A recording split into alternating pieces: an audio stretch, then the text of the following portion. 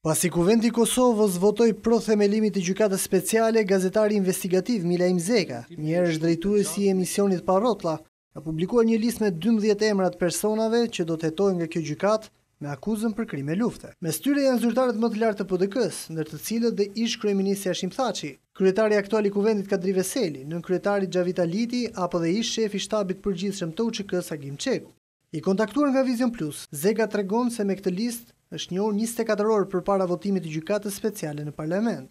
Unë listën e kam marrë 24 orë para se të votojë gjykata speciale, por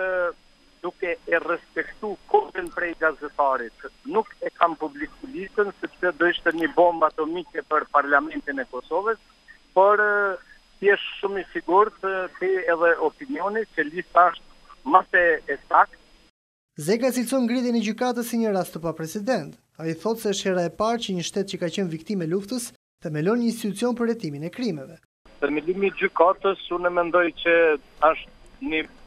sfidë e jashtëzakonshme për Kosovën, është sfidë tepër e rëndë, sidomos për liderët e Partisë Demokratike, për udhëheqësit e luftës, në këtë rast për Hashim Thaçin, Kadri Veselin e të tjerë,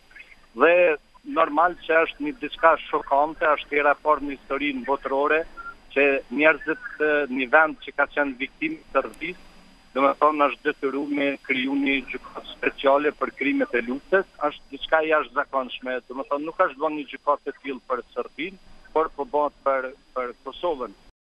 Gjykata speciale është një organ me seli jashtë territorit të Kosovës. Ajo do të përbëhet nga gjykatës të huaj dhe do të hetojë krimet e ngritura dhe në raportet ndërkombëtare nga pjesëtarë të UÇK-s në Kosovë.